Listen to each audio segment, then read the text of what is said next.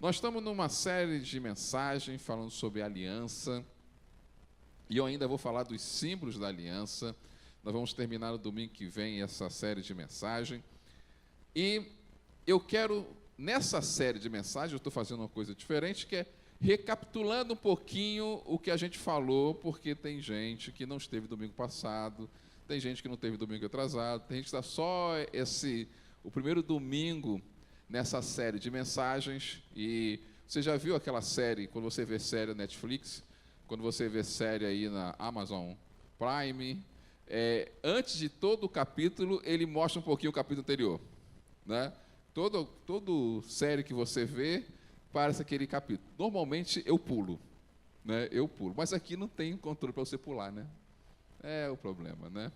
Então você que já viu, você que já conhece, não tem como você pular aqui, mas deixa a sua misericórdia para recapitular para aquele que não veio aqui. A primeira coisa que eu vou recapitular é entender a questão da comunicação.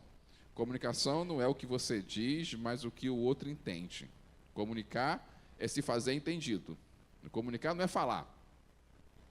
Se eu falar e você não entender nada, eu não estou comunicando.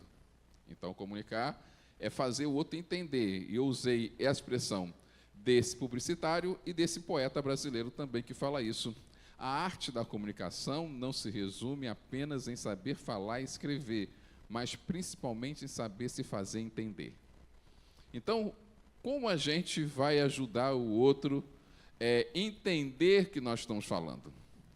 A gente vai usar elementos que facilitam a comunicação. Toda comunicação você tem que arrumar elementos que vai facilitar a comunicação. Expressões, ilustrações, não é? Então, tudo que você possa usar como elemento pode ser uma boa ilustração, pode ser um bom exemplo, pode ser uma boa expressão. Você tem que usar isso para comunicar. E Deus fez isso. Deus usou elementos da cultura da época que foi escrito a Bíblia, elementos daquela cultura, para se comunicar com as pessoas daquela cultura. Então, a Bíblia foi escrita em uma outra cultura. A Bíblia foi escrita num outro tempo. Então, é isso que às vezes a gente esquece, que a Bíblia foi escrita num outro tempo e numa outra cultura. E Deus, para se comunicar com aquelas pessoas que escreveram a Bíblia, Ele usou os elementos daquela cultura e daqueles elementos que para eles eram fácil entendimento. Nós temos que fazer o que para entender a Bíblia? Contextualizá-la, não atualizá-la. Tá? Atualizá-la é do diabo. Ninguém tem que atualizar a Bíblia. Mas temos que contextualizar. Como a gente vai contextualizar? Entender os elementos daquela época e passando a comunicar de uma forma que a gente entenda para a nossa época. Ok? E a outra coisa que a gente vai recapitular sempre é o conceito de aliança. Senão a gente não consegue entender do que eu estou falando aqui em cada mensagem. Então, sempre estou falando desse conceito de aliança. Você que está aqui todos os domingos nessa série, vai ter que entrar por osmose. Tá? Daqui a um tempo você vai falar assim, não, eu sei o que é isso, conceito de aliança. Tá? Aliança é um acordo entre duas pessoas que claramente estabelece limites e promessas feitas mutuamente. É um compromisso mútuo. Aliança é um compromisso mútuo. Cada um tem deveres e responsabilidades na aliança. Aliança não é uma pessoa fazendo uma promessa e o outro não fazendo nada. Aliança é algo mútuo. Cada um tem uma parte nessa aliança. Eu acredito, para você que é casado, né, e tem um grupo de pessoas aqui muito grande que é casado, outros desejam casar, né, dá um glória a Deus aí quem deseja casar. Olha, o pessoal aqui quer ficar solteiro, mas tudo bem. Glória a Deus, pelo menos. Mas imagine você casar com uma pessoa dizendo o seguinte: só você tem que ser fiel e a outra pessoa não. Tu já pensou casar nesses termos? Você tem que ser fiel. O outro pode ser infiel. Você aceitaria um casamento desse? Uma aliança dessa? Que você tem que ser fiel, mas o outro pode ser infiel. Você aceitaria isso? Eu não aceitaria. Acredito que você não. E se você disser que aceita, vem para cá que eu quero te libertar aqui em nome de Jesus. Não é fazer um culto de libertação aqui. Botar sal grosso em você e tudo. Porque é inconcebível. Não pode ser uma aliança. Na aliança eu tenho que ser fiel e o compromisso do outro é que ele igualmente seja fiel. Numa aliança, num casamento, é na alegria e na tristeza. Não dá para escolher só alegria. É na pobreza e na quase riqueza, porque a maioria das pessoas não fica rico, né? Eu gostaria muito, quando a gente fala na pobreza ou na riqueza, eu falo, Jesus, me ajuda a chegar na riqueza um dia, porque a pobreza eu já conheço. Não é? Mas, é em qualquer situação, não é? E isso é uma aliança, um compromisso mútuo, que os dois têm esse compromisso. Deus trabalha com aliança porque Deus exige de nós o nosso compromisso. Ele vai ter o dele, e ele vai exigir de nós o nosso compromisso. O problema é que a gente não quer se relacionar com Deus como aliança. A gente se relaciona com Deus assim, Deus faz e eu não preciso fazer. Deus tem a parte dele e eu não preciso me preocupar com a minha parte. E a gente esquece que essa é algo mútuo. Deus também exige de nós a nossa parte.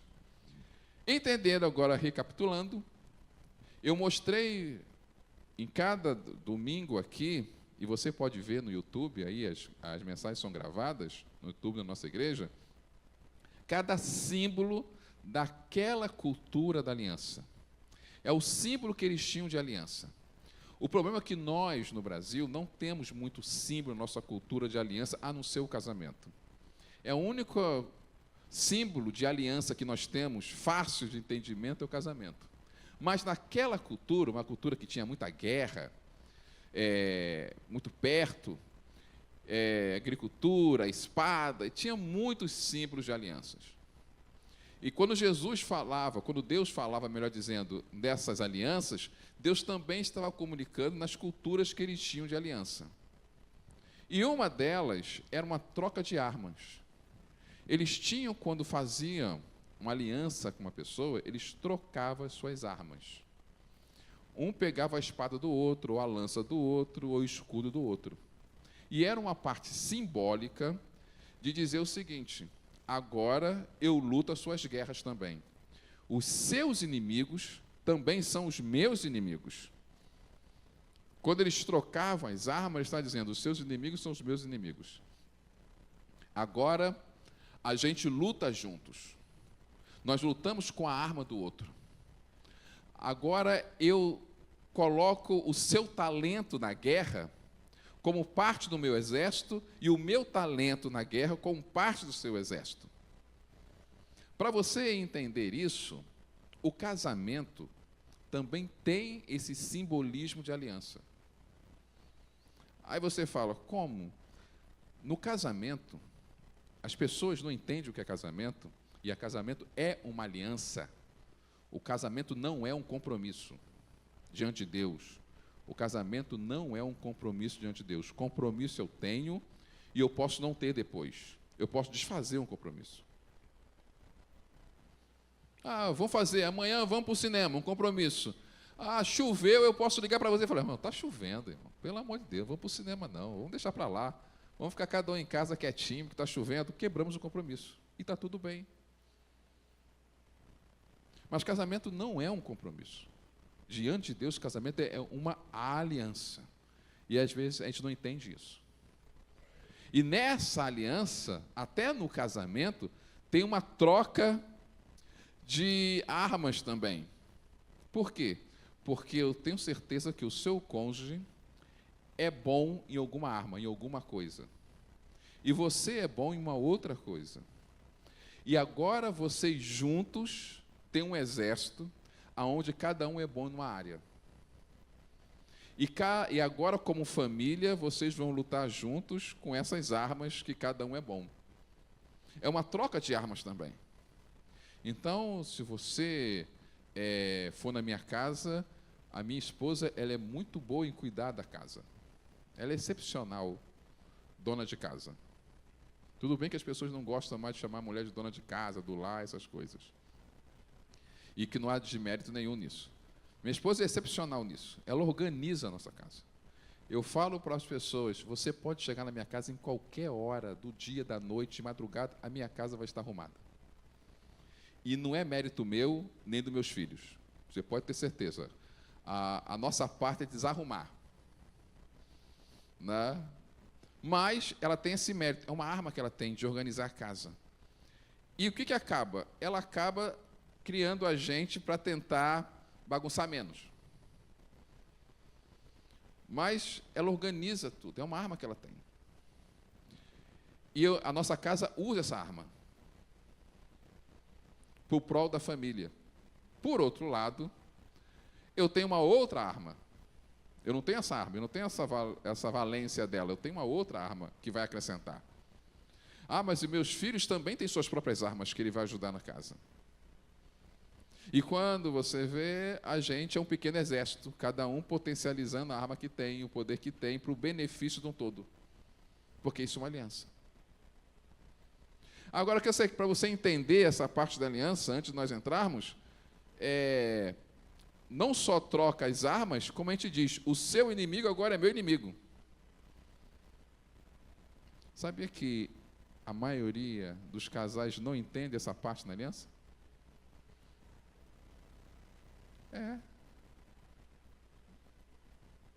Se uma pessoa se levanta contra a minha esposa, se levantou contra mim.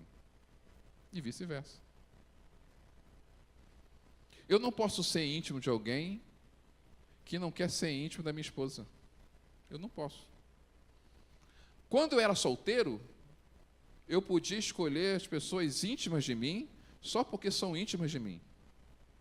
Mas quando eu caso, eu e a minha esposa agora somos um. Os meus amigos são os nossos amigos. O meu inimigo é o diabo, obviamente. Mas se alguém não gosta, não tem empatia com a minha esposa, também não pode ser meu íntimo. Por quê? Porque eu tenho uma aliança com ela. E simples assim. Ah, mas sei que tem. Irmão, você fez uma aliança. Faz parte do negócio, do pacote. Preste atenção nisso agora, nessa troca de armas. Paulo fala dessa troca de armas. Porque ele fala de alguém que já conhecia esse contexto. Por isso que ele não explica o contexto. Vamos junto ler, que está lá em Efésios capítulo 6, a partir do verso 10, diz o seguinte: No demais, irmãos meus, fortalecei-vos no Senhor e na força do seu poder. Revesti-vos de toda a armadura de Deus, para que possais estar firmes contra as astutas ciladas do diabo. Porque não temos que lutar contra a carne e o sangue, mas sim contra os principados e contra as potestades, contra os príncipes das trevas desse século, contra as hostes espirituais da maldade nos lugares celestiais. Portanto, tomai toda a armadura de Deus para que possais resistir no dia mau e, havendo feito tudo, ficar firmes. Estais, pois, firme, tendo cingido os vossos lombos com a verdade e vestida a couraça da justiça e calçados os pés da preparação do evangelho da paz, tomando sobretudo o escudo da fé, com o qual podereis apagar todos os dardos inflamados do maligno. Tomai também o capacete da salvação e a espada do Espírito, que é a palavra de Deus, orando em todo o tempo, com toda oração e súplica no Espírito, e vigiando nisto com toda perseverança e súplica por todos os santos. Preste atenção nessa frase. Na aliança com Deus, os inimigos passam a ser trocados, assim como as armas são trocadas. Deus trocou os inimigos agora. Quem se levantou primeiro para ser contra Deus? Quem foi que se levantou primeiro no início de todas as coisas contra Deus? Não foi o diabo? Não foi o diabo que se levantou? Não foi o diabo que se rebelou e ele conseguiu chamar para si um terço dos anjos, e um terço dos anjos começa a se levantar contra Deus e foi expulso? Ok. E os nossos inimigos aqui? Quem são os nossos inimigos? São pessoas. Pessoas que se levantam contra você, pessoas que fazem fofoca, pessoas que querem mal, pessoas que não gostou da tua cara. Quem nunca teve uma experiência de alguém dizer, não fui com a tua cara? Por quê? Porque eu não fui. Fazer o quê, né? Ou quem não foi alvo de racismo, preconceito, ou coisa parecida. Aí você faz uma aliança com Deus. Aí Deus fala assim, ok, vamos trocar as armas aqui, vamos trocar os nossos inimigos. Ok? Ok. Ah, Deus fala, o meu é o diabo. Vai passar a ser seu. E o seu quem é? São as pessoas. Que talvez não tenham, mas pode se levantar. Agora são meus. Você já percebeu que no Novo Testamento não fala em nenhum momento que Deus luta com o diabo? Deus não luta com o diabo, irmão. Não tem luta. Porque Ele é Deus. Não tem luta. É uma coisa falar que uma formiga está lutando contra mim. Uma só. Um monte é capaz. Mas Deus não luta com o diabo. A Bíblia, o texto que você prestou atenção quando leu o texto está dizendo que é Deus que vai lutar contra o diabo ou somos nós que temos que lutar contra o diabo?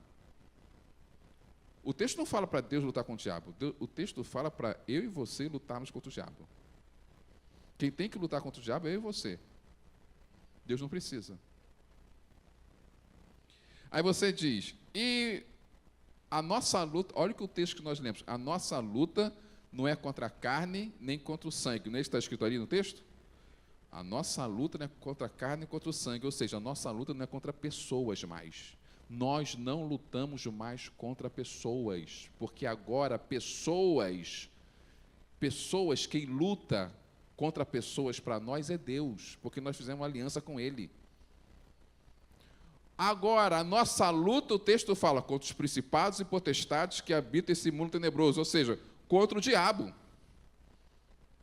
Contra o príncipe desse mundo, que é o diabo. A nossa luta é contra o diabo. O nosso inimigo agora é contra o diabo. Nós não lutamos mais com pessoas porque nós fizemos uma aliança com Deus e agora trocamos os inimigos. O inimigo que era de Deus, que era o diabo, agora é nosso. E as pessoas que são problemas para nós, agora é problema de Deus.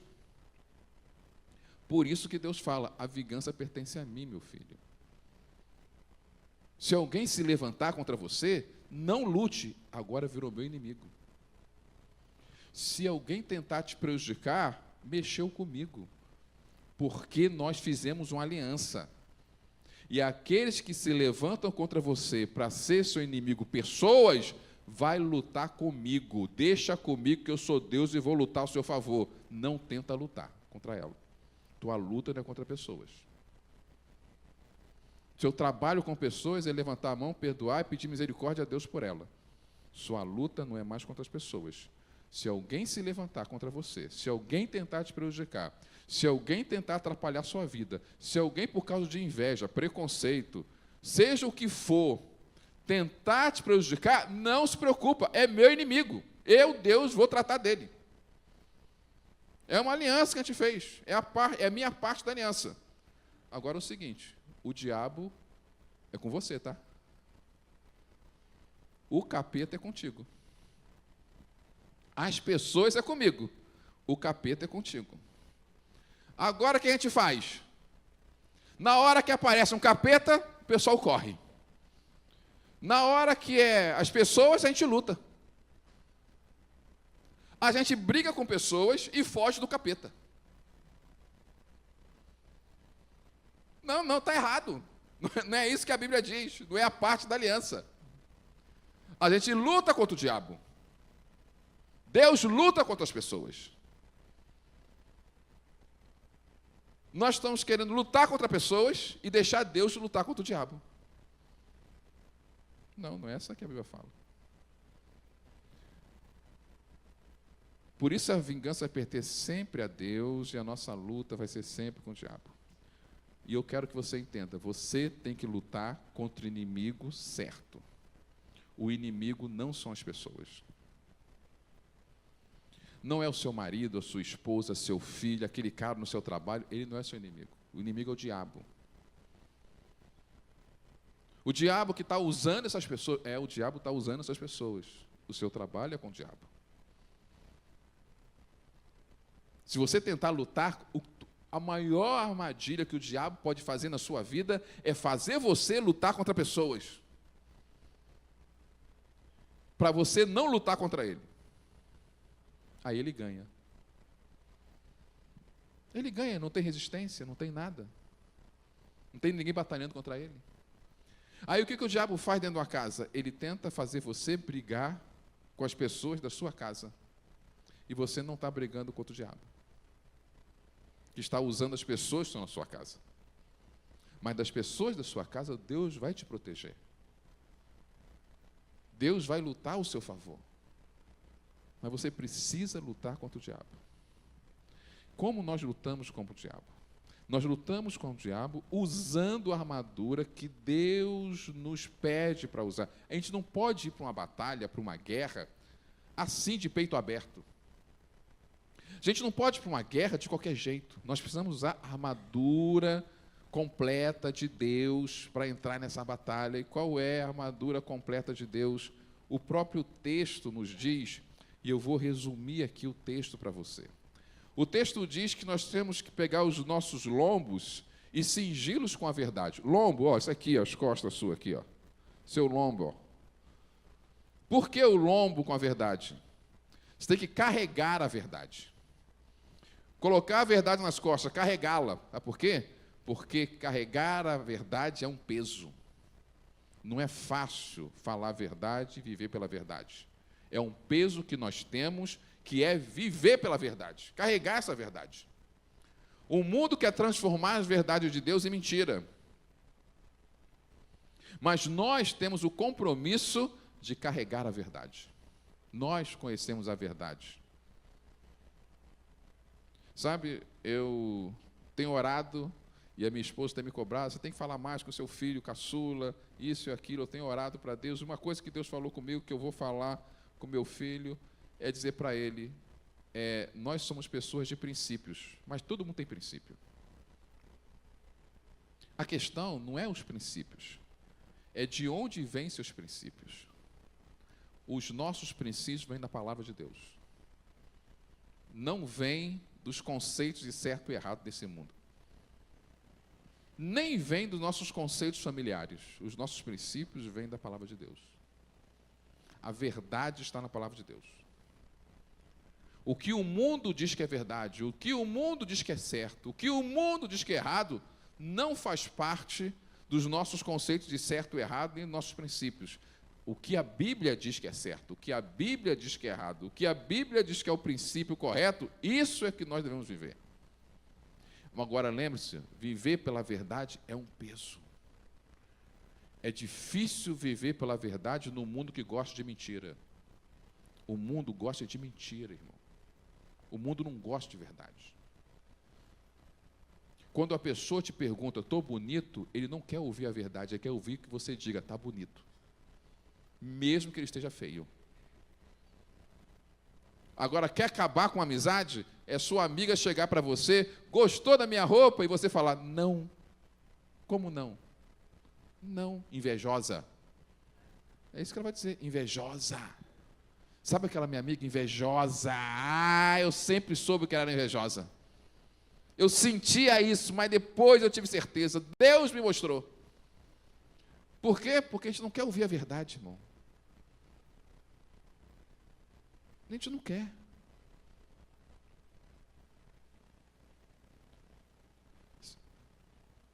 São coisas simples, que você chega para a pessoa e diz, você está bem? Aí a pessoa responde, eu estou bem. E o outro se sente aliviado, que bom que ela está bem, não precisa fazer nada. Agora imagine se a pessoa falasse, eu estou muito mal, tenho um monte de conta atrasada, você pode me ajudar em alguma coisa? Ninguém quer ouvir isso não. Ninguém quer ouvir isso não, meu amigo. Nós vivemos um mundo que a gente está acostumado com as mentiras doces. Nós não estamos acostumados com verdades. Nem no dia a dia. Imagina a pessoa chegar hoje, chegou na igreja aqui, e você pergunta, tudo bem? Ela fala, não está bem, não estou bem e não está bem. Ela falou a verdade, para ela não está bem, ela não está bem. está nada bem para ela, ela só contou a verdade. Está tudo bem? Não está bem, eu não estou bem. Obrigado, tchau. Você vai falar o que essa pessoa? Ignorante. Ignorante, está doido. Eu fui educada. Ainda vai chamar o pastor. Pastor, manda o WhatsApp. Sabe aquela tua ovelha? Uma educada. Mas ela falou a verdade. A gente prefere uma mentira educada, não é? É um peso. É um peso. Por isso que o texto fez um peso nos seus lombos, nas suas costas, a verdade. Porque a verdade é um peso. Não é fácil viver pela verdade. Aí ele continua dizendo, ó, couraça, aqui na frente, aqui, ó, couraça, que fica no peito, que protege o coração, é da justiça. Se proteja o seu coração, o seu estômago aqui, os seus órgãos vitais, proteja com a armadura da justiça. Justiça de Deus, sabe por quê? Porque você vai viver num mundo de injustiças. Não deixe a injustiça desse mundo tocar no seu coração. Não deixe as injustiças desse mundo corromper suas emoções. Porque o mundo é muito injusto, irmão. Muito injusto. Não há justiça plena, completa nesse mundo. Não há. Acredite, não há. Por 2 anos eu trabalhei em presídio, pregando em presídio. A dona Penha ia comigo. Não é, dona Penha? Ela estava lá comigo lá. 2 anos. Você vê como é a injustiça. Como o número de pessoas sem recursos ficam presos e como as pessoas com um pouquinho de recurso não ficam presas. Não é a questão de quem fez mais ou fez menos, é quem tem mais e quem tem menos. Isso é impressionante. Impressionante. Mas não é só isso. Você vê lugares que pessoas pobres, eu falo com meus filhos, você vive numa bolha, tá? O mundo não é Itapuã, Coqueiral de Taparica, Praia da Costa, essa coisa belíssima, não. Tem muita gente sofrendo, tendo muito pouco, quase nada. Sem oportunidade de ter nada. O mundo é injusto. Injusto. E você vai ver essas injustiças acontecendo na sua frente. Não estou falando só da televisão, não estou falando só de política, de juiz, do tribunal. Não, estou falando injustiça com você. Não estou falando mais de política com você. Você vai ver essa injustiça contra você mesmo. No seu trabalho. Às vezes com uma pessoa que diz que é seu amigo. Você vai ver casos de que você foi alvo de injustiça. Você precisa da couraça da justiça, porque a sua justiça vem do Senhor, não desse mundo. Mas às vezes, quando vamos entrar nessa batalha sem essa couraça, a injustiça desse mundo pega o nosso coração. E a gente fica amargurado. E a gente fica questionando a Deus. Por que, Senhor, isso acontece? Por que aquela pessoa está assim? Por que o Senhor não faz nada? Porque a gente começa a ficar com a mágoa, com a raiva, porque a injustiça vai entrando, vai contaminando o seu coração, e quando você vê, até a fé que você tinha em Deus vai embora. E aí o texto diz, olha, coloca a couraça da minha justiça, para te proteger contra as injustiças desse mundo. Senão pega você aqui no seu coração, no órgão vital, e você vai embora. Olha que ele também fala, olha, pega os calçados do Evangelho da Paz. Calce o Evangelho da Paz. Sabe por quê? Porque olha que ele segue uma sequência. Diante das injustiças, você vai querer resolver no braço. Você vai tentar resolver com as suas próprias forças. Não resolva, não adianta. Pega o Evangelho da Paz. Vai no Evangelho da Paz.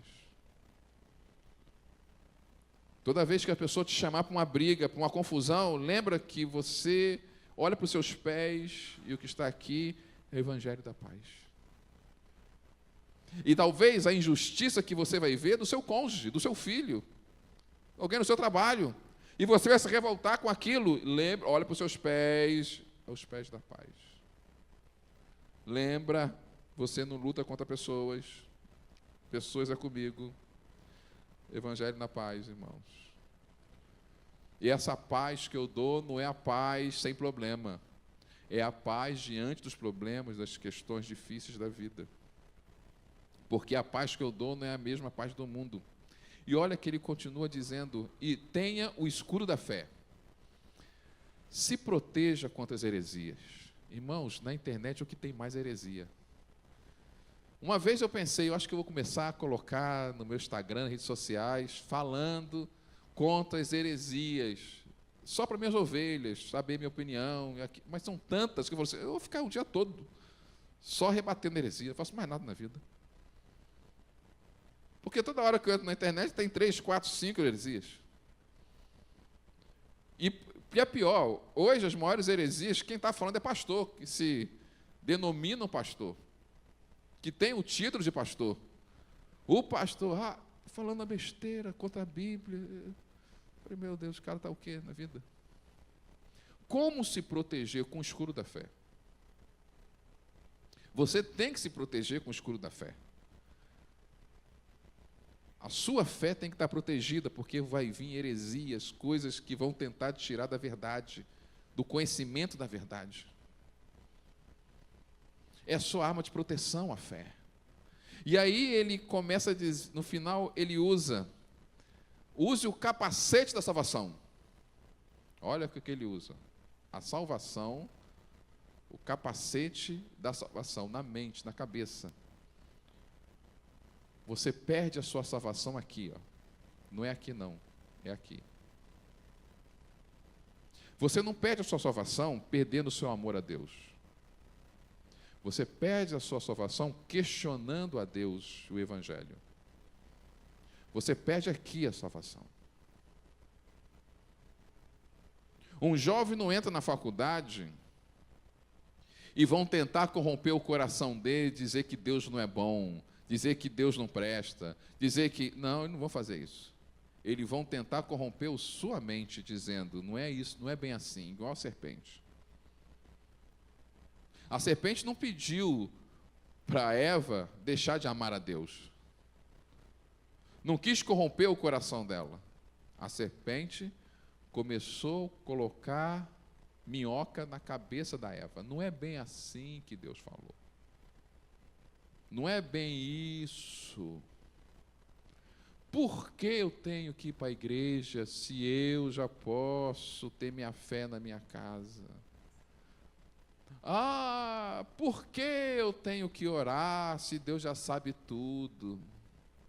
Se Deus é amor, como é que Ele vai permitir que alguém vá para o inferno? Deus que é amor não faz isso. Quem disse que isso é pecado? Não, isso não pode ser pecado. Deus entende as pessoas. É aqui, ó.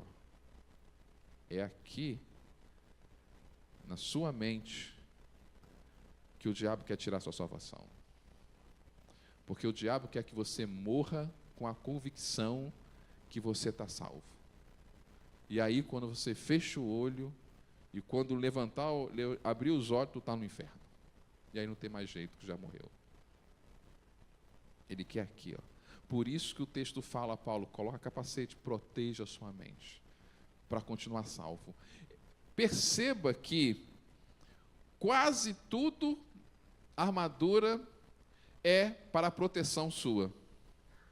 Quase tudo é proteção. Você vai ver, pega o lombo, fica com o lombo, carrega a verdade para te proteger, para ficar sempre na verdade. Tenha a couraça da justiça, proteja lá o seu peito, para quando vir uma seta da injustiça do mundo, você não se perder. Coloque o calçado do Evangelho da Paz, para você não entrar em briga e confusão desnecessária. A sua briga não é contra as pessoas, é contra o diabo. Cuidado, olhe o escudo da fé, se proteja com a sua fé diante de tantas heresias que diz por aí, coloque o capacete da salvação para que não possa corromper a sua mente. Você só tem uma arma de ataque. Uma arma, que é a espada do Espírito. Uma só arma de ataque. Espada do Espírito.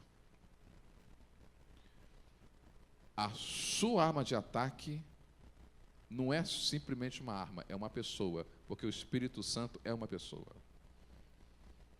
A sua arma de ataque é o Espírito Santo que vai te conduzir, que vai te dar discernimento, que vai te ajudar, que vai te amparar, que vai te dar as palavras certas na sua boca, que vai dizer para onde você tem que ir. A sua arma de ataque é o Espírito Santo. Através da palavra de Deus. Mas é a espada do Espírito. Você não ataca as pessoas pela carnalidade. Você simplesmente ataca o diabo através do Espírito Santo. Por que a arma de ataque é o Espírito Santo? Porque a nossa arma não é contra pessoas. A nossa arma é contra o diabo. E a gente ataca o diabo com o quê? Com as coisas do Espírito. Por isso que a nossa única arma de ataque é do Espírito. Porque não é para atacar pessoas. É para atacar o diabo. E como é essa estratégia de guerra? Como a gente vai saber lutar? Ok, eu tenho armadura, eu já tenho a armadura toda, tenho o capacete de salvação, a couraça da justiça, as sandálias da paz, a espada do Espírito, tenho no meu lombo a verdade. Agora, qual é a estratégia de guerra? Que não basta ter a armadura correta, eu tenho que saber como guerrear. Qual a estratégia da guerra? E o próprio Paulo também nos diz como lutar. Ele diz o seguinte: com oração e súplicas. Primeiro, é com oração. É oração. Súplica, sabe o que é súplica? É insistência. Eu estou suplicando, eu estou insistindo, eu estou pedindo de novo. É orar sem cessar. É orar, suplicar, orar de novo, e orar de novo, e orar de novo, e vai continuar orando, vai estar sempre orando. Porque a oração cria intimidade com Deus e traz poder na sua vida. E eu vou repetir, a sua arma, a sua luta não é contra pessoas. Se as pessoas estão se levantando contra você, não se preocupa. Deus, ela está se levantando contra Deus. Você pode até fazer oração: Senhor, essa pessoa aqui se levantou contra mim. Então, é seu inimigo, não é meu não, tá? É seu, não é meu. Trabalho do Senhor, dá contra essa pessoa, não é minha. A minha é dar conta do diabo, através do Senhor, do seu poder. Mas a sua é o Senhor dar jeito daquela pessoa lá que está me perturbando. Ok? Ok. Agora, só que a pessoa está sendo usada pelo diabo. E o que eu faço? Oro. Oro. Oro. Oro. Oro. Suplico, oro de novo. E ele diz, orar, mas aí ele diz outra coisa. Além disso, tem que vigiar. Orar e vigiar. A estratégia é a estratégia da oração e vigiar. O que eu tenho que fazer nessa vigília? Eu não posso sair sem a minha armadura. Eu não posso sair apressado. E de repente esqueci o capacete de salvação, esqueci o couraço da justiça, esqueci a sandália da paz, esqueci nos meus lombos a verdade. Eu não posso sair sem minha armadura. Opa, vou lutar contra o diabo. Peraí, cadê minha armadura? Peraí. Não deixa. Será que não está? Será que você não está lutando sem o capacete de salvação? Está entrando minhoca na sua cabeça? E você está começando a questionar a fé? Você não tem o escudo da fé, não tem essa capacete de salvação. As injustiças desse mundo estão te contaminando, você não está com a couraça da justiça. Como é que você está? Você tem que vigiar, irmão. Você tem que vigiar. E perseverar. Eu sempre vou repetir isso. Deus vai te dar a vitória. Dá um glória a Deus. Ele nunca vai dizer quando vai ser a vitória. Ele dá a convicção que você vai vencer nele, mas ele nunca diz em quando vai ser essa vitória. Ele não fala o tempo. O nosso trabalho é perseverar, crendo que ela vai chegar. Vai chegar, eu vou orar, eu vou crer e vai chegar. Deus não vai dizer quando, mas vai chegar. Por isso eu quero falar com você. Preste atenção nesse caminho. Nós somos dependentes do poder de Deus. Você crê nisso? Se somos dependentes do poder de Deus e nossa luta não é contra pessoas, é contra o diabo, nós temos que usar a armadura. Porque essa armadura que a Bíblia nos mostra são as nossas armas de defesa e ataque. Precisamos entender a estratégia. Não é só usar a armadura. Entender. Você está orando, está suplicando, está vigiando, está perseverando. São estratégias. São estratégias que vai fazer a gente vencer o diabo. É a oração. É vigiar se estamos com a armadura completa. É perseverar, crendo que no tempo certo, no tempo de Deus, a vitória vai chegar. E é não cair na tentação de lutar contra pessoas. Que é uma tentação, tá? E é uma tentação grande. Mas nossa luta não é contra pessoas.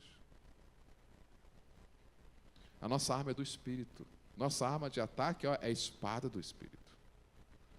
Não é a língua do Espírito, tá, pessoal? Não. É a espada do Espírito. Agora você, se entendeu isso, você vai entender agora esse caminho. O poder de Deus vai te dar entendimento. Você tem que ter esse entendimento, que a minha luta não é contra pessoas. A minha luta é contra o diabo. Eu fiz uma aliança com Deus e trocamos os inimigos. Deus cuida das pessoas. E Deus vai me ajudar a cuidar do diabo. Porque se uma pessoa cai aqui demoniada, irmão, não vai aparecer um anjo para libertar essa pessoa não, tá? Deus não vai vir no céu para libertar essa pessoa. Deus vai usar alguém, seja eu ou seja você, para dizer, sai em nome de Jesus. Por que Deus vai usar? E não pode ser o próprio Deus ou um anjo, porque agora quem luta contra o diabo é você. Tá? Então, quando cai alguém demoniado aí do teu lado, é só botar no mão na cabeça dela e falar, sai em nome de Jesus, tá? Sai correndo não. E não fica esperando o pastor chegar, não. Até eu chegar aí, dar a volta e chegar aí, irmão, já fiz uma bagunça o capeta. Veja, eu tenho que ter esse entendimento. Eu tenho esse entendimento, agora eu tenho que ter esse discernimento. Discernimento da armadura de Deus. Eu tenho esse discernimento. Ó, tem que carregar a verdade. É pesada. Eu tenho que ter a capacete de salvação. Eu tenho que ter a couraça da justiça. Eu tenho que ter as sandálias da paz. Eu tenho que ter a espada do Espírito, porque eu luto contra o diabo, não com pessoas. Eu tenho que ter esse discernimento. Eu tenho esse entendimento que eu luto contra o diabo e não contra pessoas. Eu tenho esse discernimento na armadura de Deus. Aí eu vou saber como me proceder. Qual é o meu procedimento?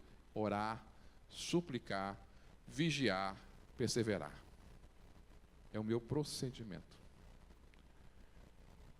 E eu quero terminar dizendo essa frase para você. Quem está vivo aí, não tem nenhum fantasma aqui não, está todo mundo vivo aqui, né? Então, você quer continuar vivo por muito tempo? Quem quer viver muito aí, dá uma glória a Deus. Mas dá forte, mas para Deus ouvir. Eu quero, eu também. Viver bem com saúde, dá, eu quero também. Isso quer dizer que tem muito tempo para você batalhar. A guerra não acaba. A guerra só acaba quando você morre. Se você quer viver muito, você quer guerrear por muito tempo. A guerra não acabou, irmão. Enquanto você estiver vivo, o diabo vai estar lutando contra você. O diabo não vai respeitar a tua idade, se você é velho. O diabo não respeita se você é idoso ou idosa. O diabo não respeita se você está doente. O diabo não respeita se você já tem não sei quantos netos, não sei quantos filhos. O diabo não é educado. Não é respeitador. Não é porque você está velhinho ou velhinha, caso esteja, agora o diabo diz, vamos dar uma colher de chá, porque agora está velhinho, tadinha. Não faz isso. O diabo não está preocupado se você, está com depressão. Não me ataca não, porque eu estou deprimido. É aí que ele vai. Opa!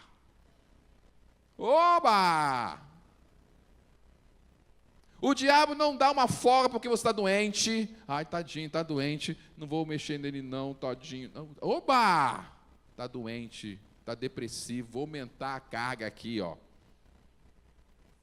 Vou aumentar a carga para ver se ele se suicida, se joga debaixo de um lugar aí qualquer, se mata, vai logo para o inferno.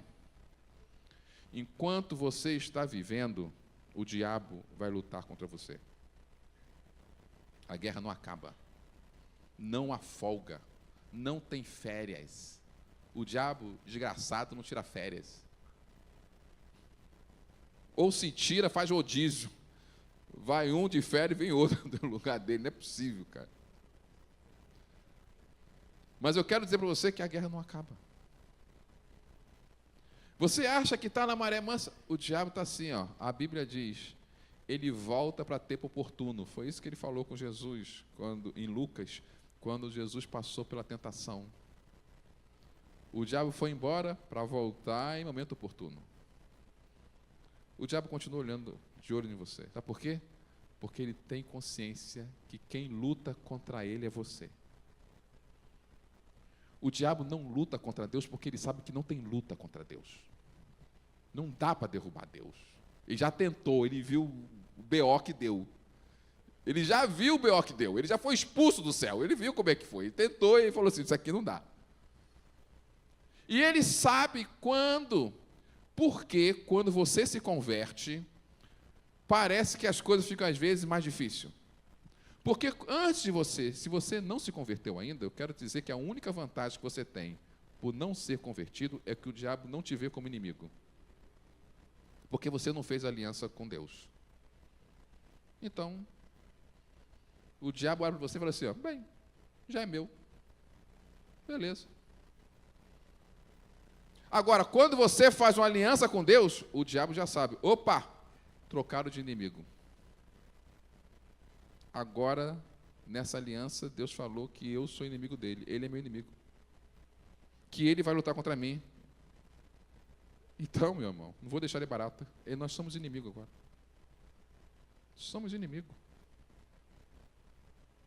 Ele fez uma aliança com Deus. Deus vai cuidar das pessoas para ele. E Deus está pedindo para ele cuidar de mim. Não vou deixar barato, não.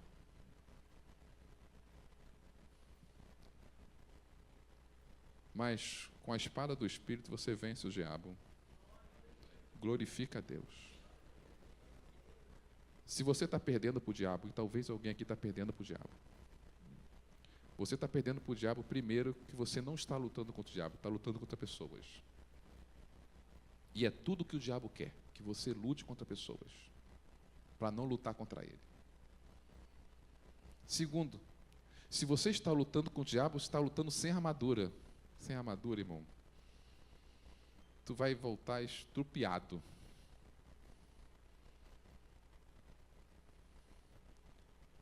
Ou você está lutando sem a estratégia certa, sem oração, sem súplica, sem vigiar e sem perseverança. Mas se você usar a armadura certa, a estratégia certa, você vai vencer o diabo, que você é mais do que vencedor. E coisas extraordinárias vão acontecer na sua vida. Você crê nisso? Feche seus olhos, abaixe sua cabeça.